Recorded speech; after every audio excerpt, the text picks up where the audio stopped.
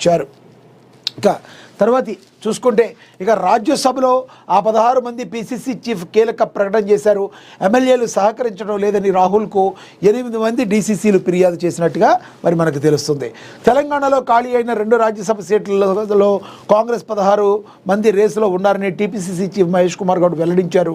రాజ్యసభ సభ్యుల ఎంపిక కోసం ఢిల్లీకి పిలిచే అవకాశం ఉందన్న ఆయన ఢిల్లీకి పిలుస్తామా లేక ఫోన్లో చర్చిస్తామా అనేది సాయంత్రం వెల్లడిస్తామన్నారు. గాంధీ భవన్లో మీడియాతో చిట్చాట్ నిర్వహించిన ఆయన పలు విషయాలు వెల్లడించారు. రాజ్యసభ ఎంపీల గురించి నిన్న 30 నిమిషాల చర్చ జరిగిందన్న ఆయన అధిష్టానానికి సామాజిక వర్గాల వారీగా 16 మంది పేర్లను ఇచ్చామన్నారు. అయితే సమర్థవంతమైన బీసీలు 4 రాజ్యసభకు అవకాశం ఇవ్వమని అడుగుతున్నారన్నారు. రాష్ట్రం నుంచి ఒకరికి ఇస్తారా లేదా ఇద్దరికి ఇస్తారా అనేది బుధవారం తెలుస్తుందన్న ఆయన జస్టిస్ సుదర్శన్ రెడ్డి రాజ్యసభ స్థానాన్ని అడగడం లేదన్నారు.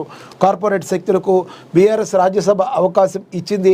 తెలంగాణ కోసం పనిచేసిన వాళ్ళలో ఒక్కరికైనా బీఆర్ఎస్ రాజ్యసభ అవకాశం ఇచ్చిందా అని మహేష్ కుమార్ గౌడ్ ప్రశ్నించడం అయితే జరిగింది. కార్పొరేషన్ పదవులపై కసరత్తు జరుగుతుందని, మార్చి నెలలో కొన్ని కార్పొరేషన్ పదవులు మరి ఉండనున్నాయని విజయ వ్యాఖ్యలపై మంత్రి పొంగులేటి సమాధానం చెప్పారని మహేష్ కుమార్ గౌడ్ అన్నారు. రాజకీయాల కోసమే పినరయి విజయ్ మాట్లాడుతున్నారని ఆరోపించారు. కేరళలో కాంగ్రెస్ పార్టీ ప్రభుత్వాన్ని ఏర్పాటు చేస్తుందని తెలిపారు టీపీసీసీ చీఫ్ మహేష్ కుమార్ గౌడ్. ఇదైతే ఈ 4కు సంబంధించిన రాజ్యసభ స్థానాలకి టోటల్గా 16 మంది పోటీ పడుతున్నారు. వీళ్ళలో మరి ఢిల్లీకి పిలుస్తారా వాళ్ళని లేదంటే ఫోన్లో చర్చిస్తామనేది సాయంత్రానికి వెల్లడిస్తామని చెప్పినట్టుగా మరి పీసీసీ చెప్పారు. ఎటువంటి పరిస్థితుల్లో కేరళలో కూడా కాంగ్రెస్ ప్రభుత్వం స్థాపన అవుతుందని పీసీసీ చీఫ్ మహేష్ కుమార్ గౌడ్ మరి పునరుద్ఘాటించడం అయితే జరిగింది. ఇసుక మైనింగ్ మాఫియా పట్ల కఠినంగా ఉండండి లేదంటే ఎస్పీ కలెక్టర్ను సస్పెండ్ చేస్తామన్నారు. నెలల్లో 10 రోజులు కలెక్టర్లు గ్రామాల్లో పర్యటించాలి. మంచి చేస్తే అభినందిస్తాం. మీ పనితీరు బేరీజు వేస్తాం. 99 రోజుల ప్రణాళికపై కలెక్టర్లకు సీఎం రేవంత్ దిశానిర్దేశం చేశారు. హైదరాబాద్ శివారు ప్రాంతాల కలెక్టర్ల తీరుపై గుర్రుగా ఉన్నారు. సీఎం రేవంత్ రెడ్డి ఒకటైతే కలెక్టర్లకైతే ఆదేశాలు అయితే జారీ చేశారు. ఎటువంటి పరిస్థితుల్లో ఇసుక మైనింగ్ మాఫియా పట్ల మరి కఠినంగా ఉండండి, ఉదాసీనంగా ప్రవర్తించవద్దు. మీరు ఉదాసీనంగా ప్రవర్తిస్తే మీ మీద కఠిన చర్యలు తీసుకుంటాం, మిమ్మల్ని అందరినీ కూడా సస్పెండ్ చేస్తామని చెప్పి హెచ్చరికలు జారీ చేశారు. ప్రజలకు కావాల్సిన న్యాయపరంగా రావాల్సిన ఇసుక ఉండాలి, బ్లాక్ మార్కెట్లకు తరలిపోటానికి వీల్లేదు అని చెప్పారు. ఇసుక మైనింగ్ మాఫియా పట్ల కఠిన చర్యలు తీసుకోవాలన్నారు. లేదంటే ఎస్పీ కలెక్టర్ను సస్పెండ్ చేస్తామన్నారు. ఈ ప్రభుత్వం కలెక్టర్ నుంచి కలెక్టర్లను సునిశితంగా గమనిస్తుంది. మంచి పనులు చేస్తే అభినందిస్తాం. వార్షిక పర్ఫార్మెన్స్ ఆధారంగా అందరి పనితీరును తెలుసుకుంటాం. జూన్లో కలెక్టర్ల పనితీరుపై మరోసారి మీటింగ్ నిర్వహిస్తామని ముఖ్యమంత్రి రేవంత్ రెడ్డి వెల్లడించారు. సచివాలయంలో కలెక్టర్ల సదస్సులో ముఖ్యమంత్రి రేవంత్ రెడ్డి పాల్గొన్నారు. ఆషామాషిగా ఐఏఎస్ కాదని ప్రజలకు ఉపయోగపడే పనులు చేసినప్పుడే ఆ ఉద్యోగానికి సార్థకత ఉంటుందన్నారు.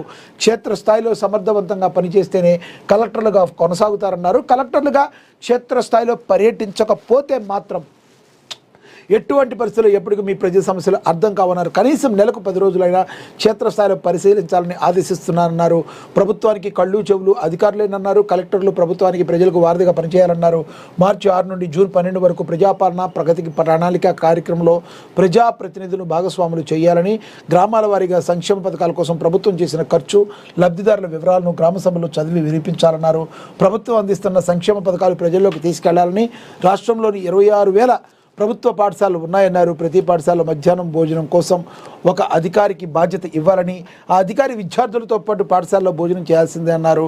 కలెక్టర్లు వారికి ఒకసారి ప్రభుత్వ పాఠశాలలో మధ్యాహ్న భోజనం చేయాలని, ఫుడ్ పాయిజన్ ఘటనలు పునరావృతం కాకుండా చర్యలు తీసుకోవాలని, పాఠశాలల పట్ల నిర్లక్ష్యంగా వ్యవహరిస్తే ప్రభుత్వం సహించదన్నారు. ప్రభుత్వ పాఠశాలలో నాణ్యమైన విద్య, పౌష్టికాహారం అందించాలన్నదే ప్రభుత్వ ఉద్దేశమని తెలిపారు. ఓవరాల్గా మరి ఎటువంటి పరిస్థితుల్లో ఇసుక గురించి మరి కఠినంగా ఉండాలి అని చెప్పి ఎస్పీకేను కలెక్టర్లకి ఆదేశాలు జారీ చేశారు రేవంత్ రెడ్డి. మీరు మాత్రం ఉదాసీనంగా ఉండొద్దని హెచ్చరించారు. ఇక తెలంగాణ జాగృతి చీఫ్ కవిత అరెస్టు. మూసీ నిర్మించే అక్రమ వెంచర్లపై భగ్గు చేతికి స్వల్ప గాయమైంది. కవిత మరి నిన్న రంగారెడ్డి జిల్లాకు సంబంధించి తెలంగాణ జాగృతి అధ్యక్షురాలు కల్వకుంట్ల కవితను పోలీసులు అరెస్టు చేశారు. నార్సింగ్లోని మూసీ వద్ద నిర్మిస్తున్న ఆదిత్య వెంచర్ వద్ద స్థానికులతో కలిసి ఆమె ఆందోళన చేపట్టారు. హైడ్రాకు రియల్ ఎస్టేట్ వ్యాపారులు అక్రమ వెంచర్లు కనిపించడం లేదా అంటూ ఆమె నిలదీశారు. హైడ్రా బుల్డేజర్ను పంపించే వరకు తాము ఆందోళన విరమించేది లేదని ఆమె హెచ్చరించారు.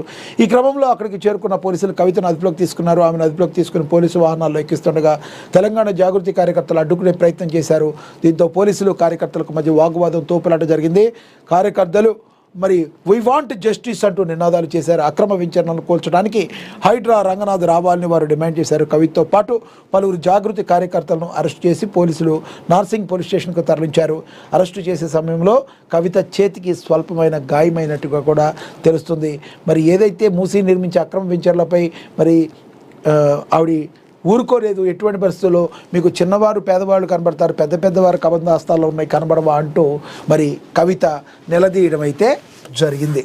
ఆమెను అరెస్ట్ చేసి మరి నార్సింగికి పోలీస్ స్టేషన్కి అయితే తరలించారు. ఇక అదేవిధంగా చూసుకుంటే రగులుతున్న పశ్చిమాసియా రగిలిపోతుంది. యుద్ధజ్వాలలు సోమవారం మరింత తీవ్ర రూపం దాల్చాయి. ఇరాన్పై అమెరికా, ఇజ్రాయెల్ దళాల సైనిక చర్య ఉధృతంగా సాగుతుంది. లెబనాన్ నుంచి తమపైకి దాడికి తెగబడిన హెజ్బుల్లా పైన ఇజ్రాయెల్ విరుచుకుపడుతుంది. ఇటు ఇరాన్ దాని మిత్ర దేశాలు ఇజ్రాయెల్ సహా గల్ఫ్ దేశాల్లో చమురు శుద్ధి కేంద్రాలపై దాడికి దిగాయి. ఈ పసిపిల్లలు కూడా మరి దీనిలో మరి చనిపోవడం జరిగింది. ఈ దాడుల్లో బహ్రాయిన్లోని అమెరికా స్థావరాన్ని పేల్చేసింది ఇరాన్.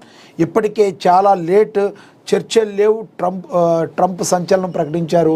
మరి ఇరాన్తో సైనిక ఘర్షణ తీవ్ర రూపం దాలుస్తున్న వేళ అమెరికా అధ్యక్షుడు డొనాల్డ్ ట్రంప్ కీలక ప్రకటన చేశారు. అమెరికాతో మళ్లీ చర్చలు ప్రారంభించే విషయంలో ఇరాన్ బాగా ఆలస్యం చేసిందన్నారు. నాయకత్వాన్ని, గగనతల రక్షణ వ్యవస్థను, వాయుసేనను, నౌకాదళాన్ని కోల్పోయాక చర్చల గురించి ఇరాన్ మాట్లాడుతుందని ఆయన మండిపడ్డారు. ఇప్పటికే చాలా ఆలస్యం జరిగిపోయిందని పేర్కొన్నారు. ఈ మేరకు ట్రూత్ సోషల్ వేదికగా ట్రంప్ ఒక పోస్ట్ పెట్టారు. దాడులను తిప్పికొడతాం, ఇరాన్ అధ్యక్షుడు మసూద్ పెజెష్కిన్ తెలియజేశారు. ఇక సౌదీ, బహ్రెయిన్, జోర్డాన్లలో అమెరికా అడ్వైజరీలు సైనిక ఘర్షణ తీవ్ర రూపం దాలుస్తున్న వేళ సౌదీ అరేబియా, బహ్రాన్, జోర్డాన్లో అమెరికా ముఖ్యమైన అడ్వైజరీలను జారీ చేసింది. బహ్రెయిన్ కానీ జోర్డాన్లో అమెరికా సైనిక స్థావరాల్లో ఉన్న నాన్ ఎమర్జెన్సీ విభాగాల సిబ్బంది మరియు వారి కుటుంబాలు వెంటనే స్వదేశానికి వచ్చేయాలని అమెరికా విదేశాంగ శాఖ ఆదేశించింది. వారి భద్రతకు ముప్పు ఉన్నందునే ఈ నిర్ణయాన్ని తీసుకున్నామని తెలిపింది. యావత్ మిడిల్ ఈస్ట్ దేశాల్లో ఉన్న అమెరికన్లు కూడా స్వదేశానికి తిరిగి వచ్చేయాలని అమెరికా విదేశాంగ శాఖ పిలుపునిచ్చింది. అమెరికా ఎంబసీలపైన ఇరాన్ దాడులు చేస్తున్నందున కొంతకాలం పాటు ఎంబసీకి రావద్దని అమెరికా పౌరులకు సౌదీ అరేబియా, అమెరికా ఎంబసీ సూచించింది. ఇంత దారుణమైన పరిస్థితులు ఉన్నాయి. మరి ఎన్ని వారాల పాటు ఇది ఇంకా ముందుకు వెళ్ళే అవకాశం ఉందో మరి మనకైతే తెలవడం లేదు. ఇక